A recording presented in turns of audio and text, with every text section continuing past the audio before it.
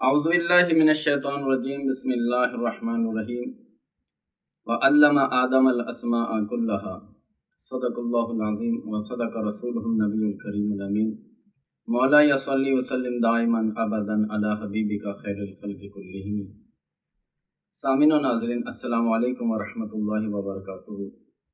قصص الانبیاء سے ہم حضرت آدم علیہ السلام کا قصہ آپ کے سامنے پیش کر رہے ہیں۔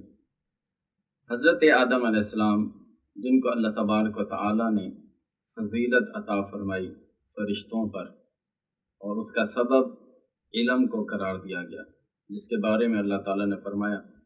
کہ اللہ کریم نے آدم علیہ السلام کو تمام چیزوں کا علم عطا فرمایا۔ اس کے بارے میں مختلف مفسرین نے مختلف آراء پیش کی ہیں کہ اللہ تعالیٰ نے کن کن علوم سے حضرت آدم علیہ السلام کو نوازا۔ تو اللہ تعالیٰ نے فرمایا کہ جب ہم نے آدم علیہ السلام کو تمام علوم عطا کر دیے، ثم عرضهم علی الملائکۃ، تو آدم علیہ السلام کو فرشتوں کے سامنے پیش کیا، یعنی فرشتوں کا اور آدم علیہ السلام کا آپس میں کمپٹیشن ہوا، آپس میں مقابلہ ہوا۔ آدم علیہ السلام کو علم عطا کر دیا گیا، لیکن وہ علوم فرشتوں کو عطا نہیں کیے گئے تھے۔ تو وہ کون سے علوم تھے؟ امام راضی فرماتے ہیں کہ اللہ تعالیٰ نے حضرت آدم علیہ السلام کو تمام اشیاء کی صفات اور خصوصیات کا علم عطا فرما دیا تھا۔ اسی طرح تفسیر روح المعانی میں ہے کہ اس سے مراد یہ ہے کہ اللہ تعالیٰ نے آپ کو ما کان اور ما یکون کا علم عطا فرمایا تھا۔ اسی طرح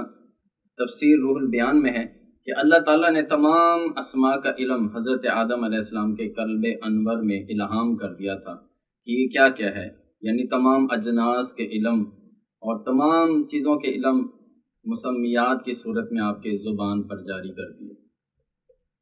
اسی طرح تفسیر مظہری میں ہے کہ اللہ تعالیٰ نے حضرت آدم علیہ السلام کو ہر چیز کا علم عطا کر دیا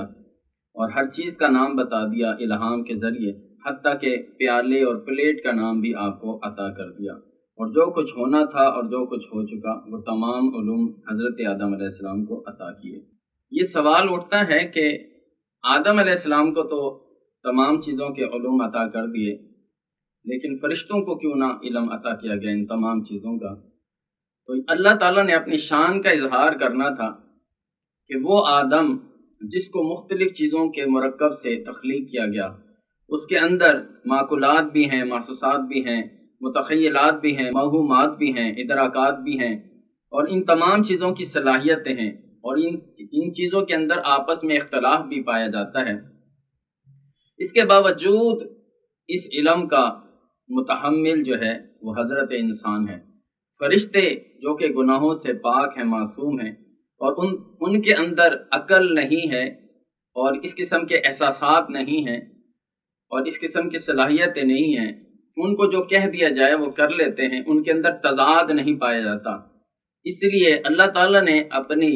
جو قدرت ہے اس کا اظہار کیا کہ اس قدر تضاد کے باوجود بھی حضرت انسان کے پاس اتنا علم ہے، اتنا افہام و تفہیم کا ملکہ ہے، اتنی صلاحیتیں ہیں، اور یہ اللہ تعالیٰ کی قدرت کی ایک نشانی تھی کہ اتنے تضاد کے اندر بھی علم کا عروج پایا جاتا ہے۔ اور اللہ تعالیٰ نے اس چیز کا اظہار کیا کہ اللہ تعالیٰ جو چاہے کر سکتا ہے، کیونکہ وہ ان اللہ علی کل شیء قدیر ہے۔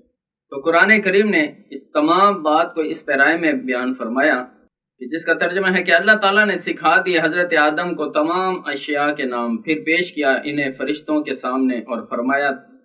تو مجھے نام بتاؤ ان چیزوں کے، اگر تم اے فرشتوں اپنے آپ کو سچا خیال کرتے ہو۔ تو فرشتے عرض کرنے لگے، ہر عیب سے پاک ہے تو اے اللہ، کچھ علم نہیں ہمیں مگر جتنا تو نے ہمیں علم دیا ہے، بے شک تو ہی علم و حکمت والا ہے۔ اور پھر آدم علیہ السلام سے فرمایا کہ بتاؤ اب انہیں تمام چیزوں کے نام، یعنی جو اللہ تعالیٰ نے فرمایا کہ ہم نے علم آدم الاسماء کلہا، کہ اللہ تعالیٰ نے آدم علیہ السلام کو تمام چیزوں کے نام بتائے تھے۔ تو اللہ تعالیٰ نے فرمایا اے آدم اب تم بتاؤ ان کو فرشتوں کے سامنے ان چیزوں کے نام جو میں نے تمہیں سکھائے ہیں۔ تو یقیناً ہر چیز انسان کو جو ملتی ہے اللہ کے دیے سے ملتی ہے، تو علم بھی اللہ کے دیے سے ملا۔ تو آدم علیہ السلام نے پھر ان چیزوں کے نام بتائے۔ جب آدم علیہ السلام نے ان چیزوں کے نام فرشتوں کے سامنے بیان کیے تو فرشتے یہ کہنے لگے کہ لا علم لنا، اے اللہ ہمیں ان چیزوں کا علم نہیں ہے۔ تو اللہ تعالیٰ نے فرمایا کہ میں نے پہلے ہی کہا تھا انی عالم ما لا تعلمون، کہ میں وہ جانتا ہوں جو تم نہیں جانتے، اور فرمایا کہ انی عالم غیب السماوات والارض، اللہ تعالیٰ نے پھر یہ بھی فرمایا کہ مجھے زمین و آسمان کی ہر چیز کا علم ہے، اور پھر ایک اور راز سے پردہ اٹھایا، فرمایا عالم ما تبدون وما کنتم تکتبون، فرمایا میں تو وہ بھی جانتا ہوں جس چیز کو تم ظاہر کر دیتے ہو۔ یہ اشارہ فرشتوں کی طرف تھا کہ فرشتوں نے جب اس چیز کا اعتراض کیا کہ اللہ تو آدم کو اور بنی آدم کو جو تخلیق کر رہا ہے یہ تو زمین میں فساد برپا کریں گے، اس اعتراض کو انہوں نے ظاہر کر دیا تھا۔ لیکن ایک ایسا بھی تھا وہاں پر جس نے حسد اور بغض کو ظاہر نہیں کیا تھا، اور وہ تھا عزازیل، ابلیس،